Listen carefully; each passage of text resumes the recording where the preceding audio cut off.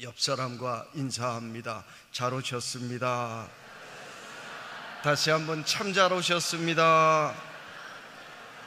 한 번만 더 인사합니다. 은혜 풍성히 받기를 바랍니다.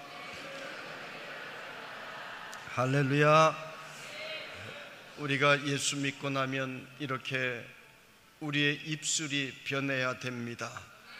불평하고 원망하고 저주하던 부정적인 입술에서 감사하는 입술로, 다시 한번 할게요.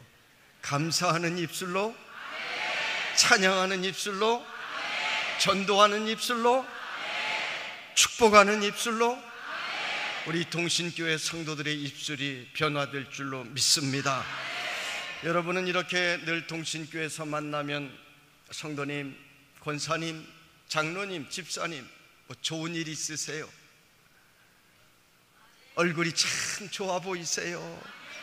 사랑합니다, 축복합니다, 이렇게 복된 말을 늘 하며 살아가는 동신교회가 될 수 있기를 주님의 이름으로 축복합니다.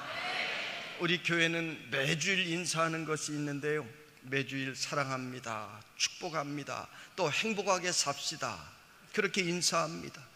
하나님께서 성도들에게 말의 권세를 주셨기 때문에 우리가 믿음으로 사랑하고 축복하고 행복하게 살기를 구할 때 하나님께서는 우리의 입술의 고백대로 이루어 주시는 것입니다. 부흥집회는 또 산상사경회 어떤 이름이든지 평소에 먹지 않던 특별한 영적 음식을 먹는 날입니다. 그래서 염소고기라든지 또 닭백숙이라든지 이런 것을 먹고 몸을 보호하게 하는 시간이 바로 이런 특별한 집회의 시간입니다. 여러분, 그러므로 이 시간은 항상 먹을 준비를 하고, 어제 그랬잖아요. 하고 있다가 주는 대로 맨하고 받아 먹기만 하면 여러분의 것이 된다고. 오늘도 주시는 말씀, 그 은혜, 그 축복을 아멘으로 받아 모두 여러분이 차지하시기를 주님의 이름으로 축원합니다. 요즘 한국교회가 너무 약해졌습니다. 그래서 이곳에서도 찌르고 저곳에서도 찌르고, 그래서 성도들은 기가 죽고 시험당하고, 별것 아닌 일에도 교회에서도 시험당하고 슬퍼하고 은혜의 신앙생활을 잘 하지를 못합니다. 여러분, 영적인 몸이 튼튼해야 마귀 사단이 우리를 우습게 보지 못하는 것입니다. 몸이 약해지면 이놈도 와서 건드리고 저놈도 와서 찝적대고 건드리는 것입니다. 그래서 여러분이 영적인 몸이 강해져 있으면 마귀가 여러분에게 찝적대지 못하는 것입니다. 그러므로 이 부흥집회를 통하여 여러분 모두 영적으로 건강해지고 더욱 풍성해지는 축복이 임하시기를 주님의 이름으로 축원합니다. 우리 한번 따라합시다. 사단아, 주먹 쥐고 다시 한번 사단아, 사단아, 시비 걸지 마라. 넌 이제 죽었어. 할렐루야. 이렇게 마귀 사단의 역사에 담대하게 외치고 마귀 역사에 대항하는 우리 동신의 성도들이 될 줄로 믿습니다. 오늘 둘째 날은 복음에 대한 말씀입니다.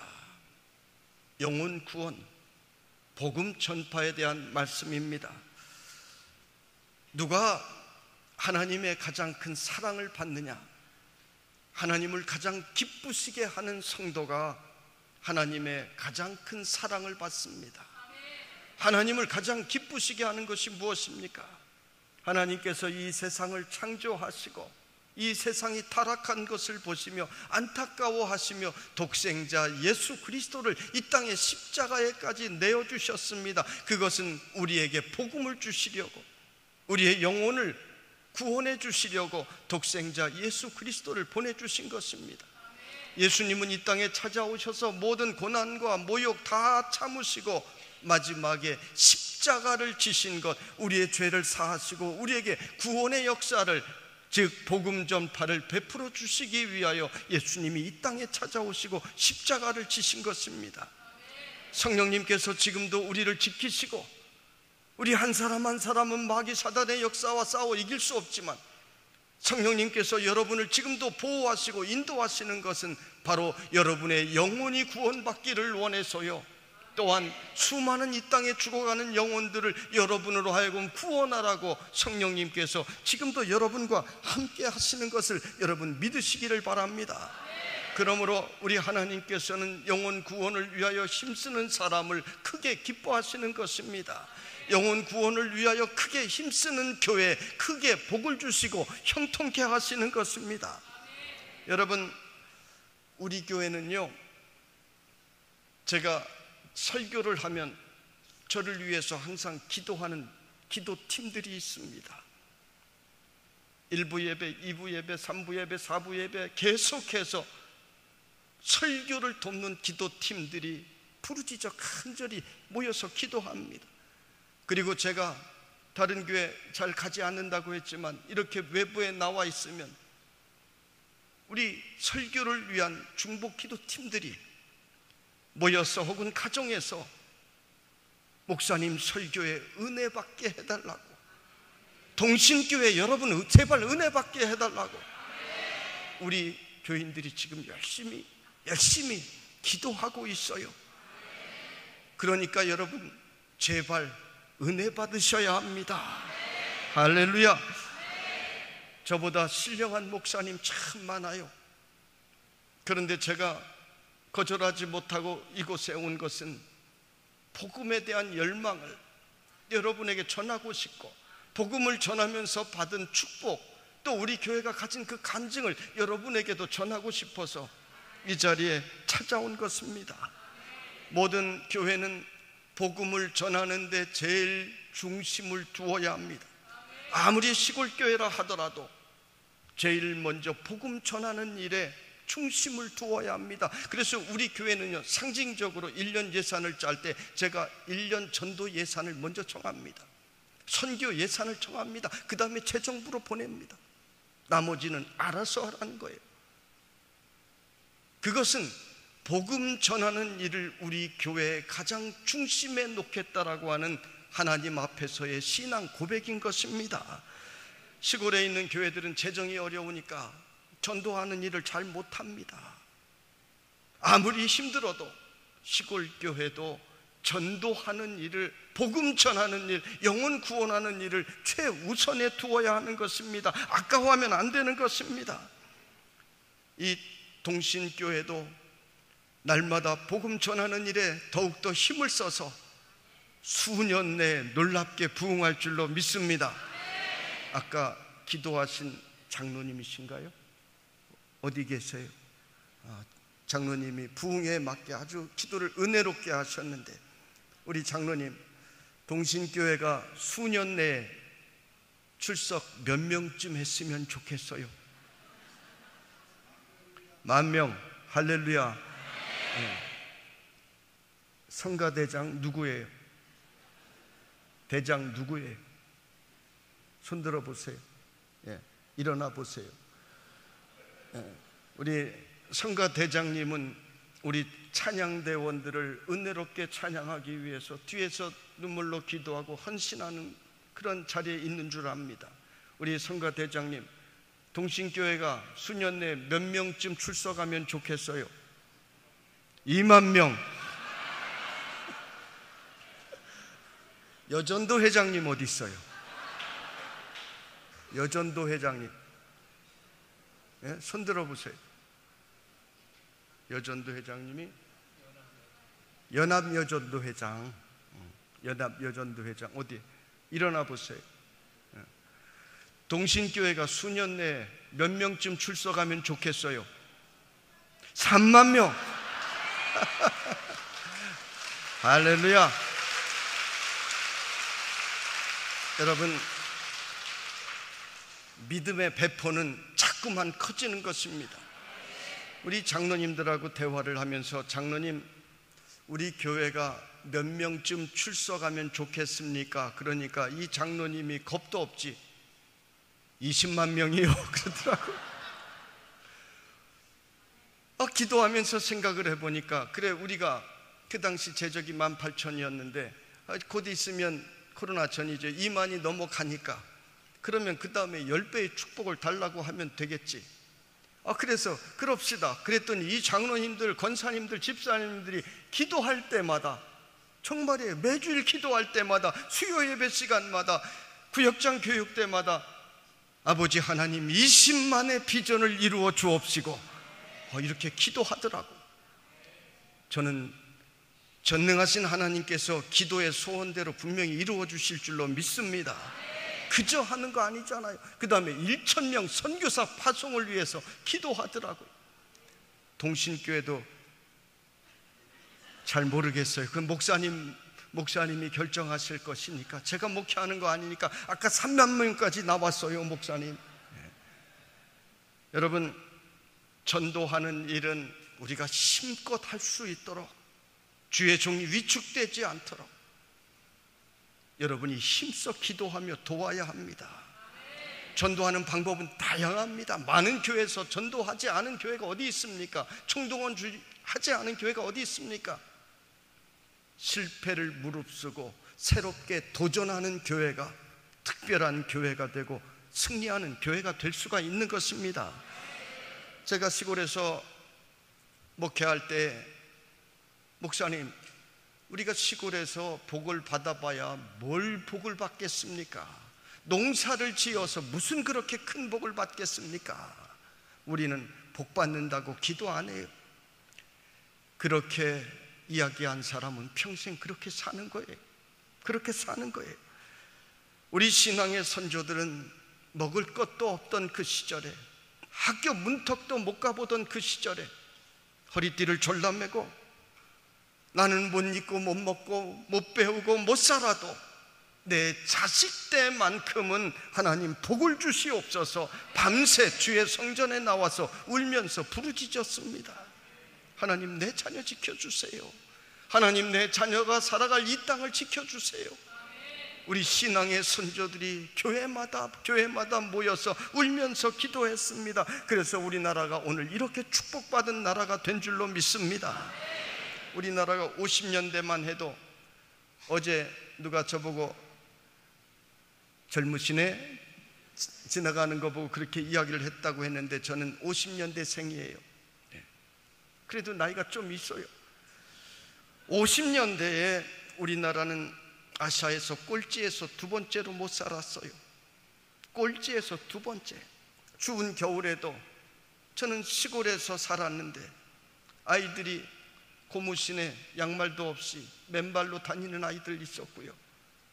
그 당시 무슨 면 양말이 있었습니까? 나이롱 양말 신고, 그것도 구멍 뚫린 양말 신고 그렇게 다녔어요. 콧물 모두 줄줄 흘리며 그렇게 지냈어요. 학교에서 공부하면 여기서 훌쩍 저기서 훌쩍거리는 소리들이 났어요. 가만히 있으면 어떻습니까? 누런 코가 줄줄줄줄 흘러서 한 20cm 30cm 내려옵니다. 그러면 어떻게 해요? 그러면 고무줄처럼 다시 쫙 올라갑니다.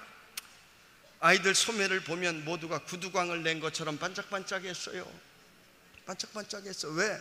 코를 닦고 또 닦고, 이 코가 말라붙은 다음에 그 위에 또 닦고 하다 보니까 콧물이 늘어붙고 반짝반짝 광이 났어요. 모두가 아이들이 그랬어요.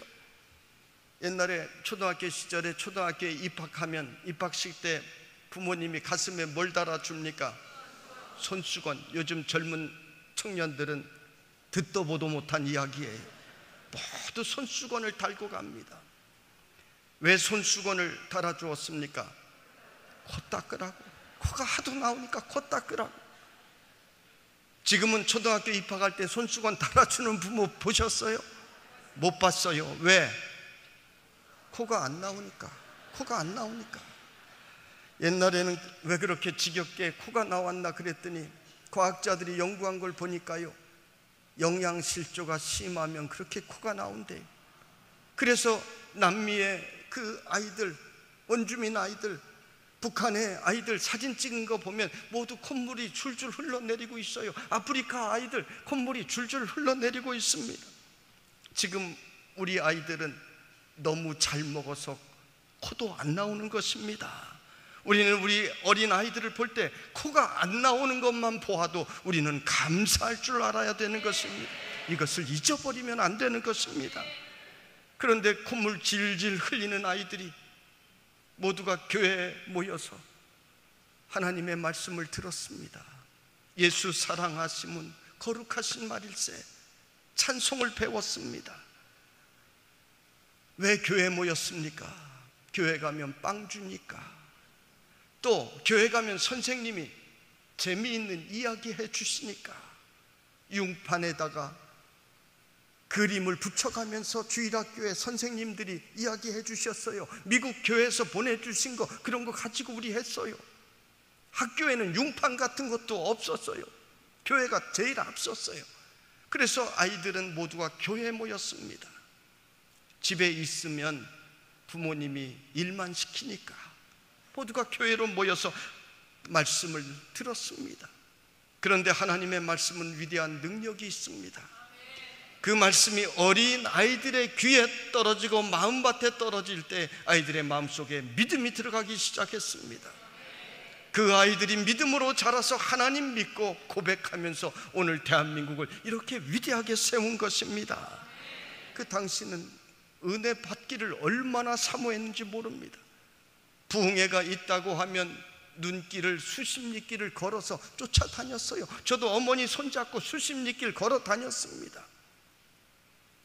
강단에 하나님께 바치고 싶은데, 지금은 드릴 것 있어도 안 드리는 오늘의 시대가 되었지만은 드리고 싶은데 드릴 것이 없으니까 강단에 깨한 주머니 올려놓고,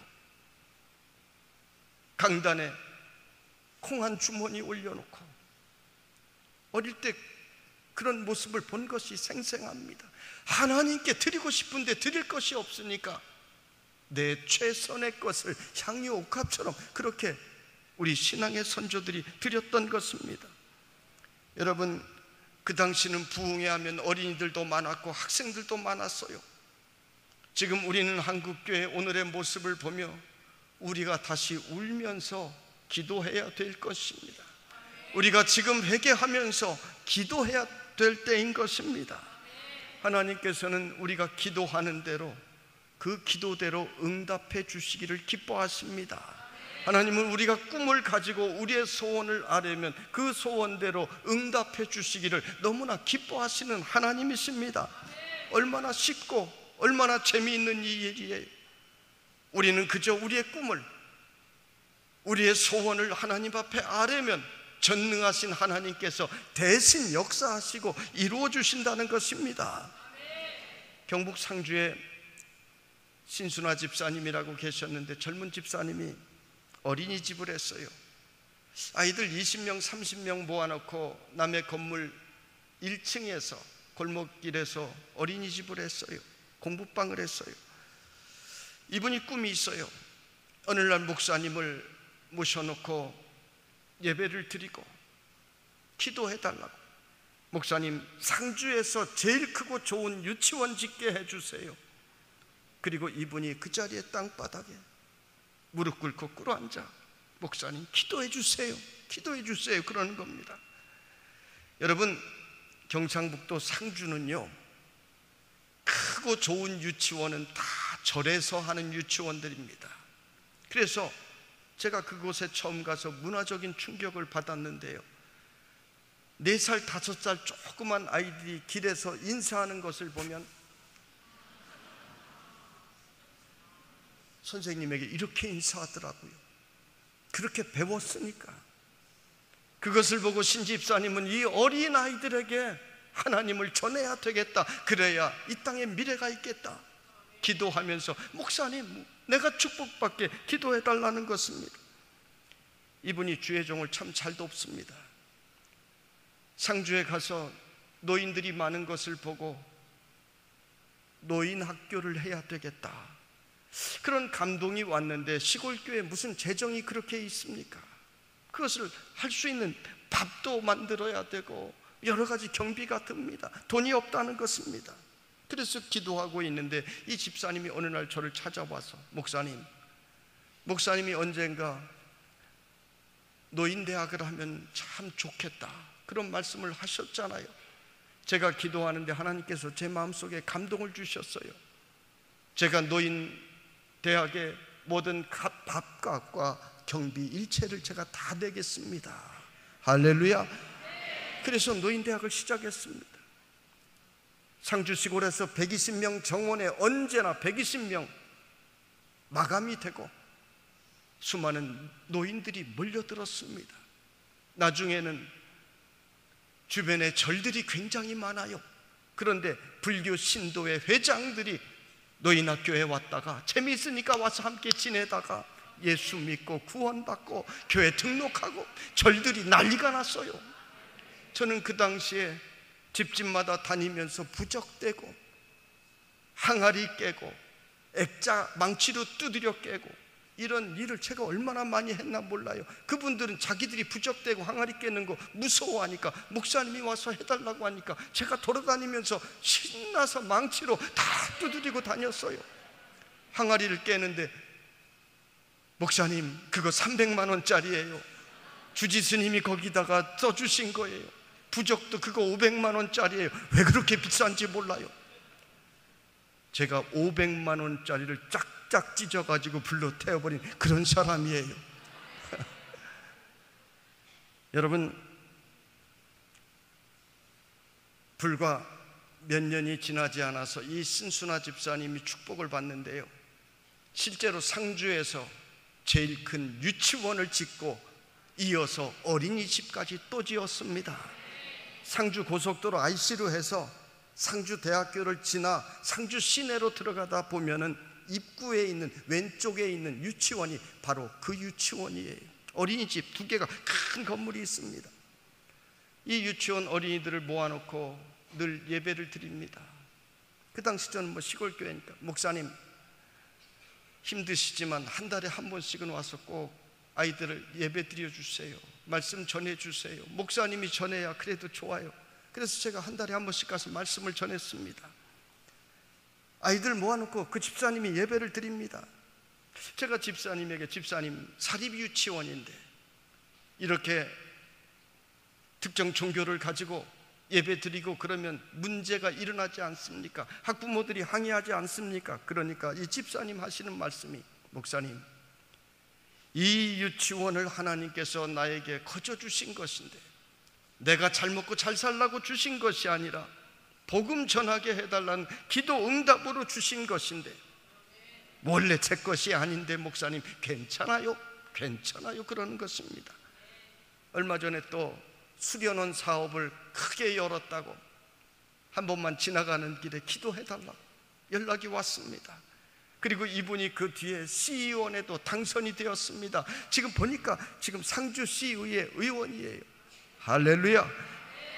요즘 한국교회는 축복받아야 한다 그러면 기복신앙이다 뭐다 부정적으로 이야기하는 사람들이 있는데 배불러서 그래요. 배불러서 그래요.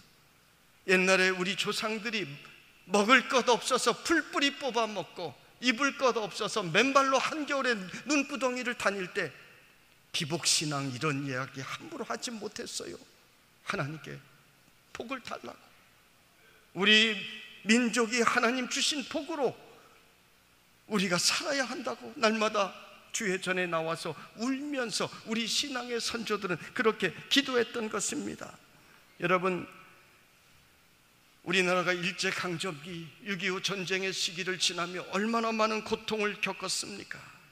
그때도 울면서 우리 신앙의 선조들이 기도하였고 하나님의 그 기도가 하나님께 드리는 기도가 응답되어서 오늘 우리가 모두가 귀부인이 되고 이렇게 멋진 양복 입고 앉아서 예배드리는 이 나라가 된 줄로 믿습니다.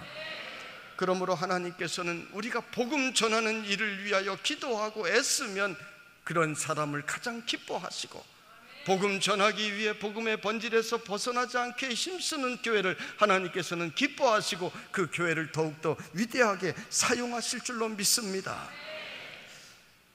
여러분, 우리가 전도 그러면 먼저 겁을 내는데요, 전도는요 겁을 내기 때문에 안 되는 것입니다. 겁내면 전도 안 돼요. 전도는 하면 할수록 가속도가 막 붙는 것이 전도예요. 저절로 되는 것이 전도예요. 어떻게 된다고요? 저절로 되는 거예요. 가속도가 막 붙는 거예요. 전도가 안 된다고 생각하면 안 되지만, 전도는 된다, 긍정으로 생각하면 그 다음에 저절로 되는 것이 바로 전도인 줄로 여러분 믿으시기를 바랍니다. 이 믿음이 있어야 되는 것입니다. 우리가 전도의 열정을 가지고 나가면은요, 이상하게 하나님께서는 그렇게 기도하고 나갈 때 전도의 대상자를 우리 앞에 벌써 보내주십니다. 우리가 전도의 열정을 가지고 기도하고 나갈 때 하나님께서는 전도할 수 있도록 우리를 도와주시는 것입니다. 하나님께서는 이 종을 참 축복해 주셨어요. 그래서 만나는 교회마다 전도의 열정을 가진 교회들을 만나게 해주셨어요. 성도들이 얼마나 무섭게 전도하는지 몰라요. 여러분, 남편만 잘한다고 잘 되는 것 아닙니다. 아내도 함께 잘해야 돼요. 궁합이 함께 잘 맞아야 됩니다. 그래서 목사님이 할렐루야 그러면 여러분 어떻게 해야 됩니까? 그 정도 가지고 되겠어요? 3만 명 되겠어요? 다시 한번 할렐루야, 할렐루야. 여러분, 손발이 잘 맞아야 교회는 부흥할 수 있는 것입니다. 하나님께서 일하시는 것을 보면요, 참 놀랍습니다. 교회마다 전도왕들 보면은 굉장한 사람들 아니에요. 국문학 전공한 사람들 아니에요. 경영학 전공한 사람들 아니에요. 그저 하나님의 말씀을 믿고 될 줄로 믿고 순종하고 나가는 사람들에게 하나님께서는 은사 주셔서 그를 통하여 놀라운 일들을 만들어내시는 것을 저는 수없이 체험했습니다. 청평의 어떤 83세 난 장로님은 총동원 주의를 한다고 하면서 목사님이 장로는 50명, 권사님 안수 집사님 30명, 그냥 집사님은 10명, 평신도는 5명, 이렇게 주일날 갑자기 공포를 했습니다. 이 83세 난 장로님이 그 이야기를 듣고 집에 와서 걱정이 되었습니다. 내가 장로인데, 은퇴했지만 내가 장로인데, 목사님이 장로는 50명 했는데 내가 전도 안 하면 우리 목사님 마음 아파서 어떻게 하시나? 내가 장로인데 모범을 보여야 되는데 어떻게 하나? 이 장로님이 고민하다가 기도하다가 인쇄소로 달려갔습니다. 인쇄소에 달려가서 부고장을 찍었습니다. 부고, 아무개 장로 몇 년 몇 월 몇 시에 세상을 떠나다. 장례 예식 2024년 8월 15일 11시 청평교회. 이렇게 부고장을 잔뜩 찍어가지고 그것을 들고 집집마다 돌아다닙니다. 아무개 있나? 아니 장로님 웬일이십니까? 자네 내가 죽으면 내 장례식에 올 터인가? 아니 장로님 그게 무슨 말이십니까? 제가 장로님을 얼마나 존경하는데 장로님 장례식에 제가 당연히 가야지요. 아니 내가 죽었는데 자네가 왔는지 안 왔는지 내가 어떻게 알아? 여기 부고장 있네. 그리고 조의금은 필요 없네. 내 장례식이 2024년 8월 15일 11시 주일 청평교회에서 있어. 그날 꼭 보세. 이렇게 해서 이 장로님이 63명을 전도해서 전도왕이 되었다는 것입니다. 할렐루야. 여러분, 전도하고자 하는 마음이 중요한 것입니다. 그러면 하나님께서 지혜를 주십니다. 여러분, 전도를 어렵게 생각하면 안 돼요. 전도하라고 하면 내가 어떤 사람을 설득시켜서 그 사람 예수 믿게 결단하고 그 사람 이제 교회에 나와 함께 나오게 만들어서 데리고 와야 되겠다. 여러분, 그런 전도가 어디 있습니까? 여러분은 그렇게 예수 믿었습니까? 여러분은 예수 믿고 교회 나왔습니까? 자기는 그렇게 안 믿었으면서 자기는 남편 따라 아내 따라 친구 따라 부모 따라 강제로 나오고 억지로 나오다 보니까 어느 날 하나님의 말씀이 내 속에 들어와서 그것이 역사하여 내가 오늘 믿음을 갖게 되고 직분도 받게 되고 봉사하게 되었는데 나는 그렇게 예수 믿었으면서 왜 다른 사람은 예수 믿게 만들어서 데리고 오려고 합니까? 생각이 바뀌어야 돼요. 예수 믿게 만들어서 데려오는 것이 아닙니다. 그저 한 번만 데려오면 되는 것입니다. 무슨 수를 써서라도, 저는 이 방법이 무지하게 많아요. 무슨 수를 써서라도 한 번만 데려다 놓으면 그 다음엔 하나님과 목사님 두 양반이 알아서 하는 거예요. 나는 한 번만 데려다 놓으면 그게 바로 전도예요. 전도 여러분 어렵게 생각하지 마세요. 나는 그렇게 안 믿었으면서 왜 다른 사람 변화시켜서 내가 데려오려고 합니까? 빌립이 나다나엘을 회심시켜서 데려온 것이 아닙니다. 그저 예수님 앞으로 데려온 것입니다. 그때 역사가 일어난 것입니다. 우리도 한 사람을 그저 데려오면 돼요. 여러분, 부흥하는 교회는 정착률이 굉장히 낮습니다. 그런데 부흥하지 못하는 교회는 정착률이 90% 막 이렇게 굉장히 높습니다. 왜 그래요? 부흥하는 교회는 성도들이 하도 많은 사람을 데려오니까. 어제도 그랬잖아요. 우리 교회 지난해 15,000명 데려왔다고. 올해도 바로 얼마 전에, 올해는 총동원 하지 말고 정말 내가 가장 사랑하는 사람, 이 사람 아니면 내가 죽을 사람, 같이 천국에 꼭 가야 되는 사람, 내가 정말 아끼는 사람, 그런 한 사람만 하자고 그랬습니다. 한 사람만 하자고 했는데 물론 다 하는 것은 아닙니다. 그래서 2,800명이 등록을 했습니다. 여러분, 하고자 하는 마음이 중요한 것입니다. 물론 데려온 사람들은 많아요. 그러나 등록한 사람만 2,800명이라는 이야기예요.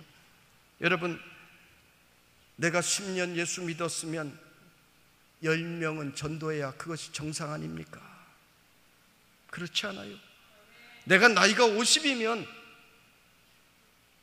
50살 먹었으면 적어도 10명은 한 번쯤 1시간만 우리 교회 가서 앉아있자 할 때 10명은 데려올 수 있어야 그것이 정상 아닙니까? 10명도 데려올 수 없다면 살아온 인생을 다시 한번 생각해야 됩니다. 내 친구인지 내 관계인지 맞는지 다시 생각해야 되는 것입니다.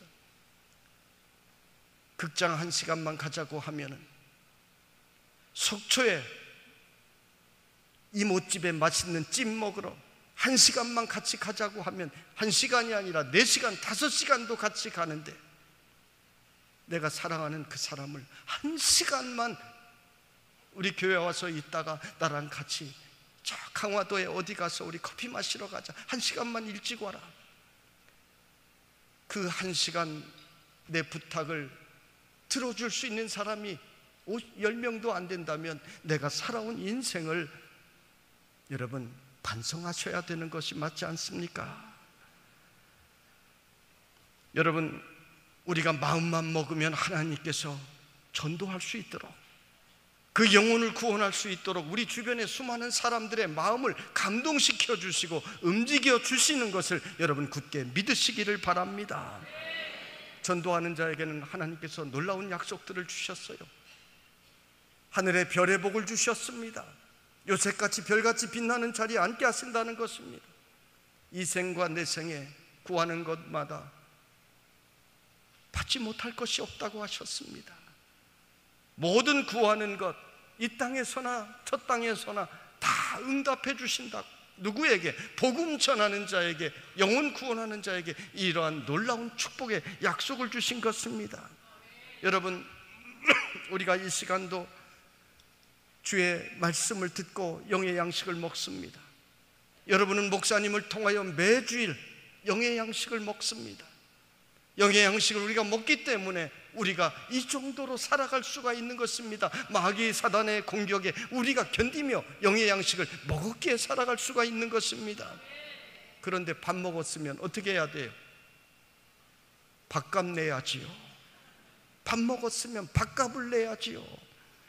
여러분, 우리가 받은 이 기쁨, 우리가 가진 이 영적인 축복을 죽어가는 멸망의 길로 향하는 우리의 이웃들에게 우리가 안타까운 마음으로 전해 주어야 하지 않겠습니까?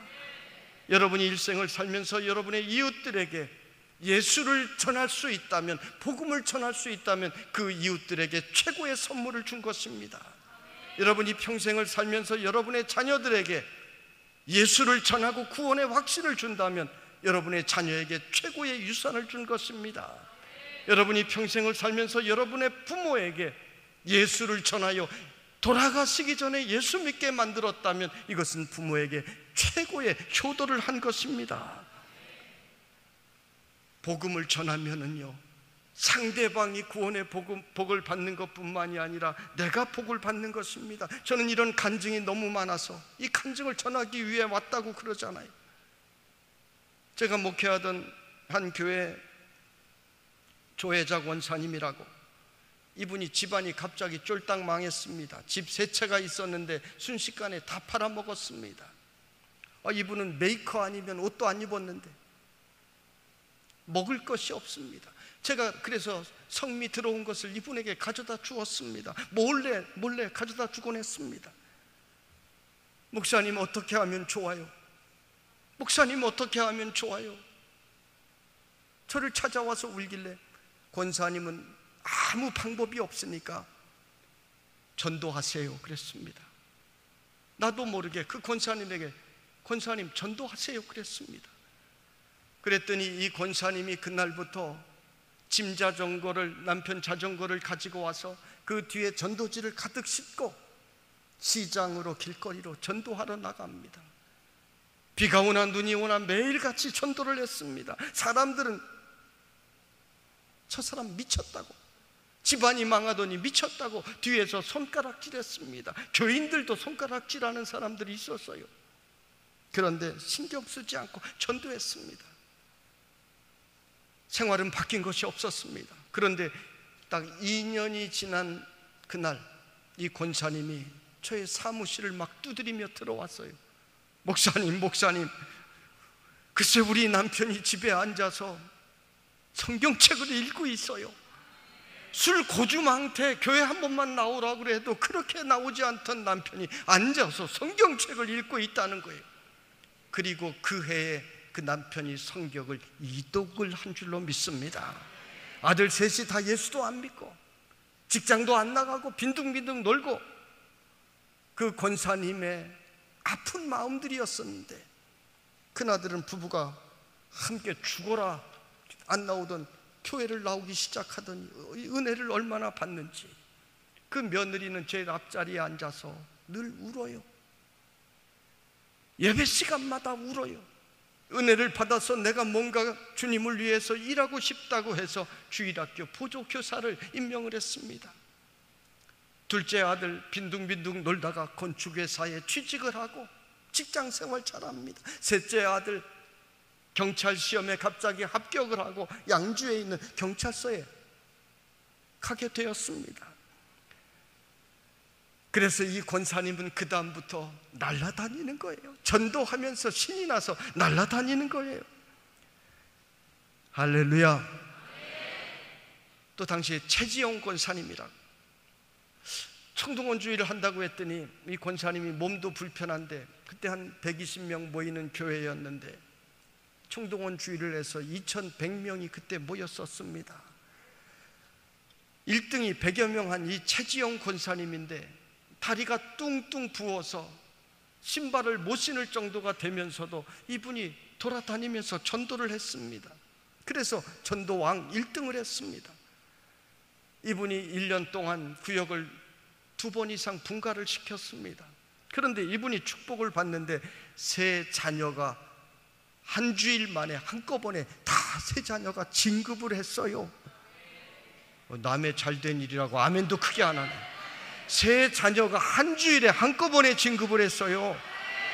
할렐루야.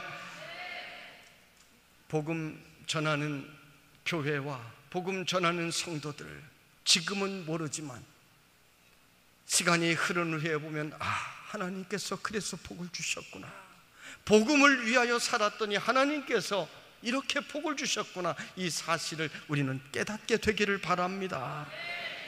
저희 부친은 6.25 전 평양에서 공산당에게 맞아 거의 식물인간 상태가 되었습니다. 어렸을 적 교회를 다니면서 예수를 믿었는데 청년이 되어서 돈도 잘 벌고 부자가 되고 그러면서 예수를 잊어버리고 늘 술 마시고 그렇게 친구들과 지내고 그러다가 6.25를 만나고 사형 언도를 받게 되었습니다. 매를 하도 많이 맞아서 의식이 거의 가물가물한데 차디찬 흙바닥 감옥에 갇혀 있는데 갑자기 어떤 분이 눈앞에 나타났습니다. 아래는 빨간 가운을 입고 위는 보이지 않는데 이 목 밑에 머리카락이 예수님 머리카락, 그림에서 보았던 그 예수님 머리카락, 그 분이 눈앞에 나타나더랍니다. 그러더니 그분이 하는 말이 너 왜 나를 배신했냐? 너는 이제 죽는다. 너는 이제 봉수야. 너는 이제 죽는다. 생생하게 말씀을 하더랍니다. 그러면서 하는 말이 너는 의용군 나갔다고 하면 산다. 그리고는 이분이 사라졌습니다. 다음 날 사형 언도를 받은 33명이 대동강변으로 트럭에 실려 눈을 질끈 검은 끈으로 묶인 채 끌려가게 되었습니다. 트럭에 실려졌는데 옆에서 막 덜덜 떨고 오줌을 싸고 막 그러더래요. 대동강변에 내려서 서지도 못하고 있는데 보안대장이 이렇게 이야기합니다. 여기 의용군에 나갔던 놈이 있다지. 의용군에 나갔던 놈이 있다지. 어제 예수님에게 들은 그 이야기입니다. 그래서 자기도 모르게 여기 있습니다, 여기 있습니다 하고 소리를 쳤습니다. 저놈 끌어내. 끌어내자마자 따다당 나머지 32명은 대동강변에서 총살을 당했습니다. 우여곡절을 겪고 식물인간 상태에서 남한으로 후송된 이후에 하나님께 교회 셋을 지어 바치겠다 서원을 했습니다. 하나님께 서원한 것은 사실 참 어렵습니다. 월남하여 신학을 하고 충남 아산군 송악면 유곡리라고 하는 곳에 첫 번째 교회를 개척했는데 빈손 들고 개척을 하니 얼마나 어렵습니까? 60년대 초입니다. 제가 초등학교를 가는데 도시락을 싸가는데 옛날 그 네모난 도시락 뭐라 그랬죠? 벤또. 예. 저는 가난해서 벤또가 없어서 어머니가 귀가 달린 양은 냄비, 귀가 양쪽에 2개 달린 양은 냄비에 밥을 싸주셨습니다. 초등학교 어린 마음에도 남들은 다 네모난 벤또, 그 벤또가 그렇게 멋있어 보이더라고. 나는 양은 냄비를 내놓고 밥 먹을 자신이 없었어요. 그래서 밥을 먹지 않고 밖으로 나갔습니다.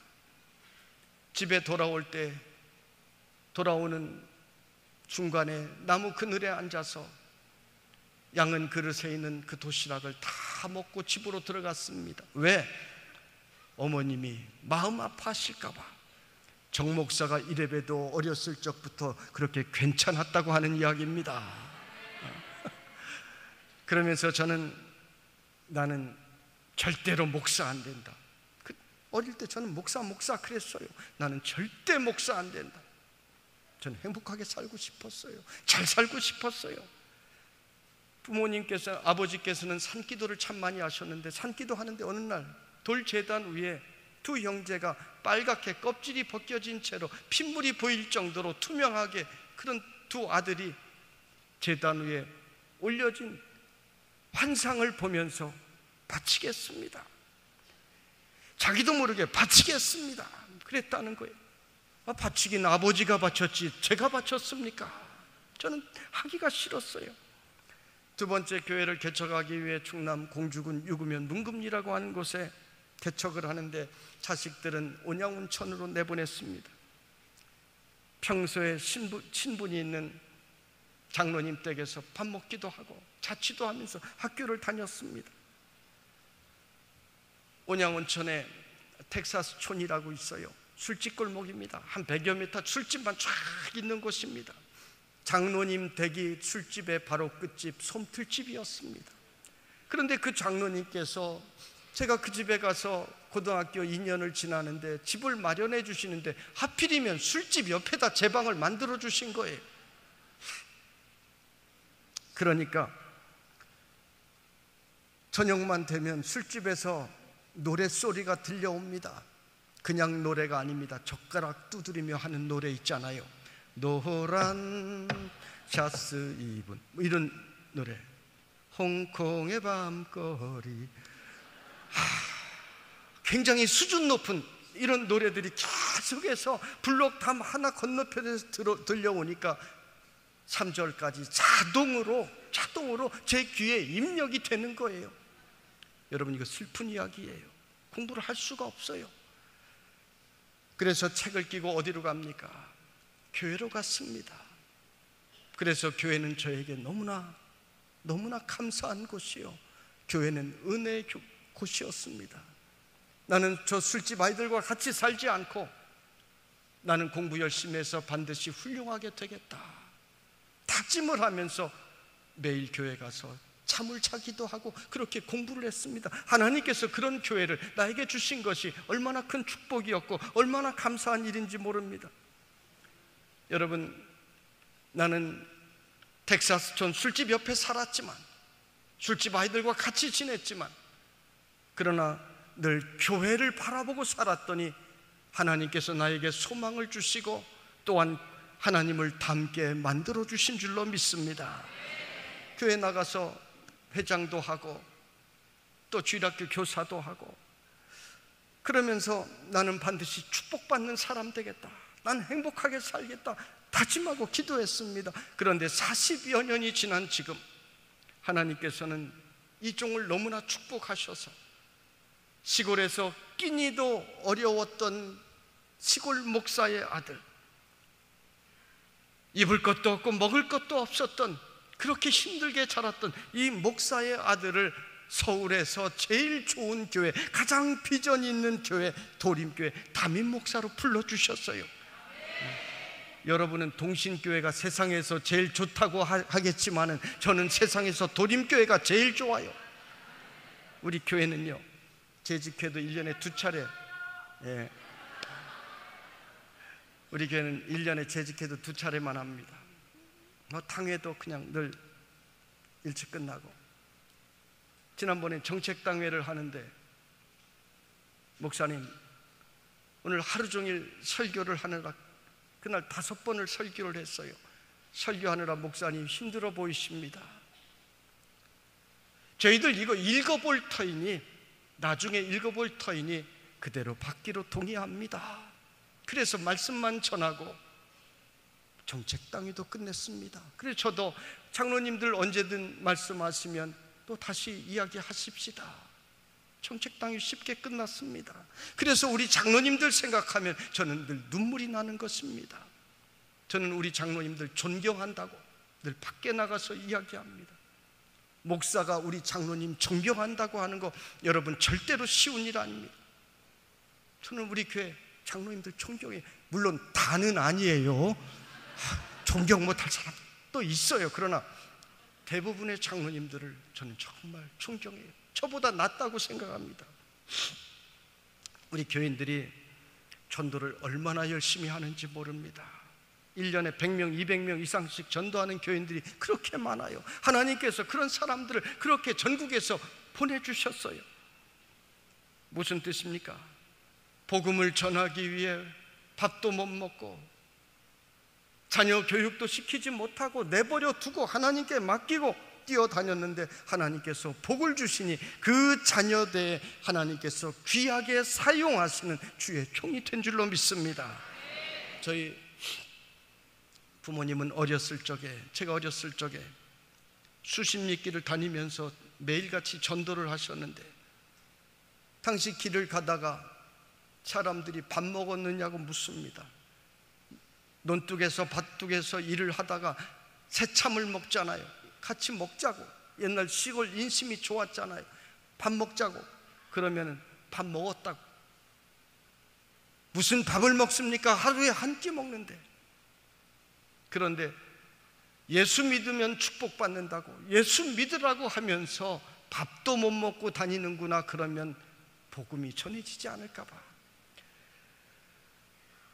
하나님 영광 가리울까 봐, 그래서 굶어가면서 복음을 전했는데 하나님께서는 저뿐만이 아니라 이 민족의 그런 전도자의 후손들에게 놀라운 축복을 주신 줄로 믿습니다. 이 이야기를 들을 때 우리가 깨닫는 것이 있어야 합니다. 그렇구나, 복음 전하면 우리가 축복을 받는구나, 복음 전하는 교회가 축복을 받는구나, 이 사실을 우리는 깨달아야 되는 것입니다. 우리가 기억해야 될 것은 하나님은 늘 축복의 촛대를 옮기시는 하나님이십니다. 성경의 이야기를 보세요.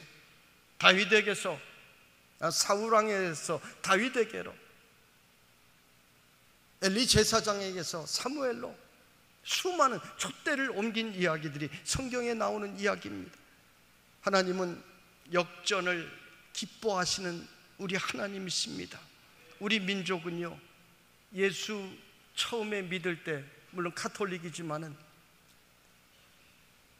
절반이 순교를 했습니다. 병인 박해, 신유 박해, 불과 몇 년 동안 그 당시 신자 2만 명 중에 1만 명이 순교를 당했습니다. 우리 정씨 집안도 정약용 후손들 많이 순교당했습니다. 일제강점기와 6.25 전쟁의 시기에 우리 크리스찬들이 얼마나 많은 고난을 겪고 핍박을 겪었습니까? 예수 믿는다는 이유로 그렇게 우리 조상들이 고난을 겪었습니다. 여러분, 무슨 뜻입니까? 하나님께서 오늘 이 민족을 세계 10대 강국에 들어가게 하시고 축복해 주신 것이 대한민국 사람들이 똑똑해서 그런 것이 아니에요. 우리가 똑똑해서 그런 것이 아닙니다. 우리가 받은 이 축복이 우연이 아니라고 하는 것입니다.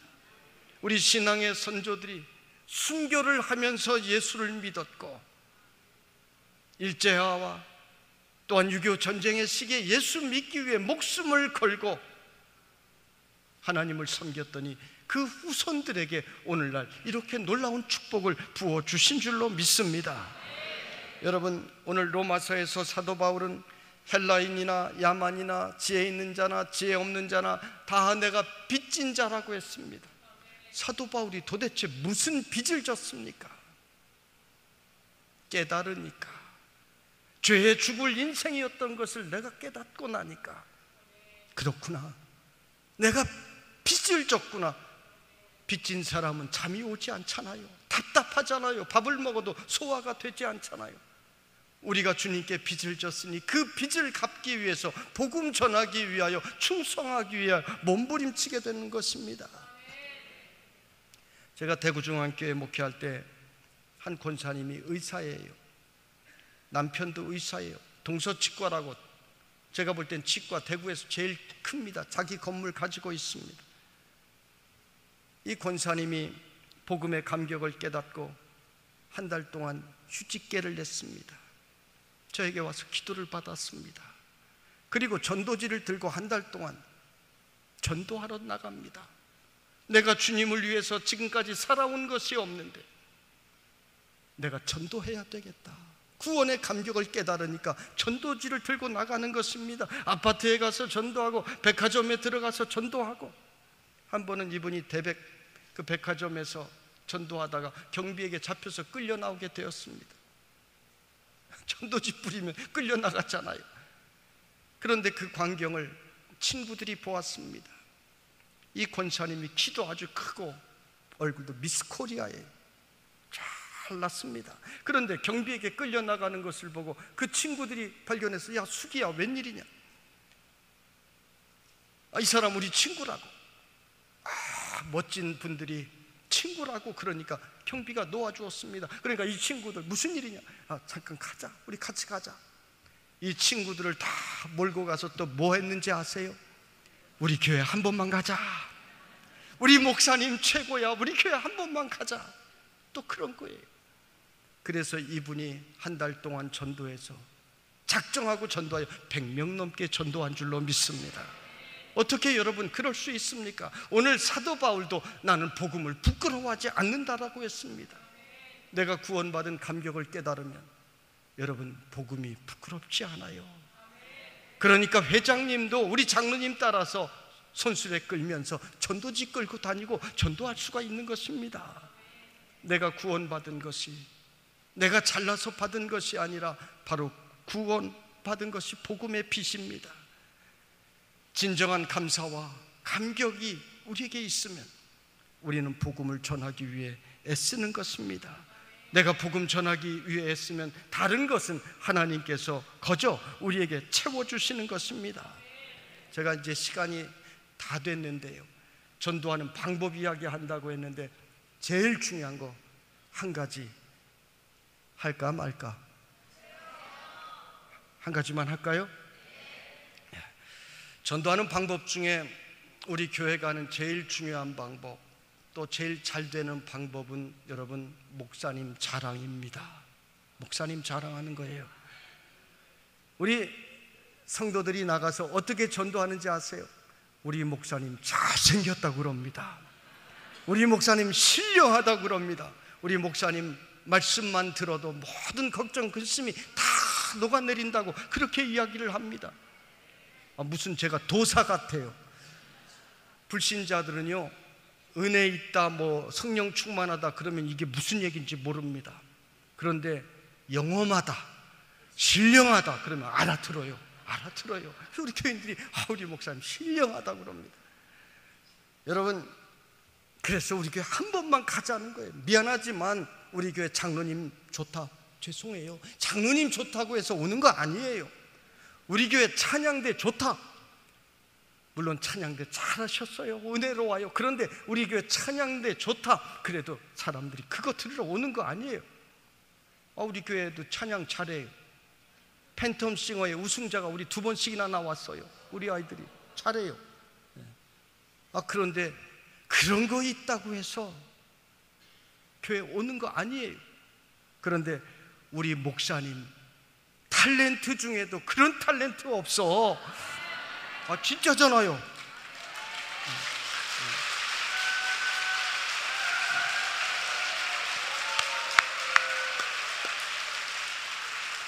저보다 낫잖아요. 또 박수 크게 치지 마세요. 삐져요. 여러분, 국민 배우 안성기 씨가 잘생겼습니까? 뭘 잘생겼어요? 뭘 잘생겼어? 이상하게 생겼지. 목소리도 뭐 코맹맹 이상해가지고. 그런데 국민 배우 그러니까 안성기 씨가 멋지게 보이는 것입니다. 그 코맹맹이 소리도 멋있게 들려지는 것입니다. 멋지다 그러니까. 여러분, 그렇습니다. 우리 목사님 신령해.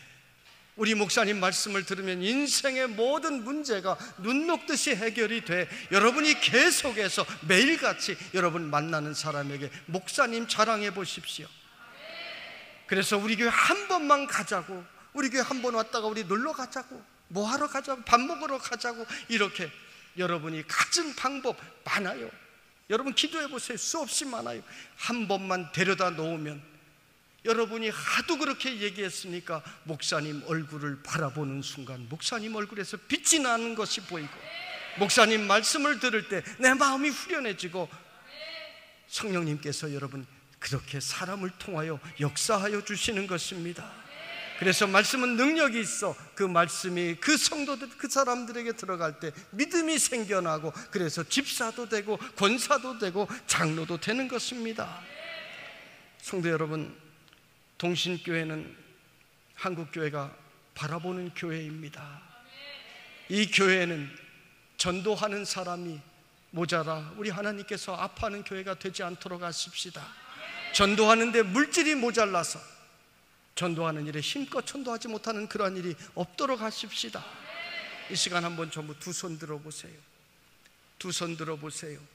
나는 지금까지 30년, 40년, 60년, 70년 살아오면서 수많은 사람들을 만났는데, 내가 올해 안에 한 명 정도는 한 번은 우리 교회 그냥 데려올 수 있다, 놀러 오라고 할 수 있다, 우리 목사님 구경 가자고 할 수 있다, 난 한 명 정도는 할 수 있다, 그런 사람은 손 내리세요. 난 도저히 못하겠다, 그런 사람 계속 손 들고 있으세요. 네?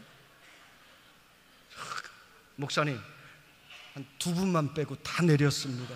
이제 손 내리십시오. 네. 할렐루야. 네. 여러분, 우리가 믿음으로 고백하면 하나님께서 함께 역사해 주십니다. 그리고 하나님께서 여러분의 인생을 지켜주시고 이 동심교회를 통하여 여러분을 크게 복 주실 줄로 믿습니다. 올 한 해 여러분이 손든 것처럼 모두가 한 사람 이상씩 초청해서 주의 전을 가득 채우고 또 목사님 힘나게 하고 하나님 기쁘시게 하는 여러분이 되시기를 주님의 이름으로 축원합니다. 기도합니다.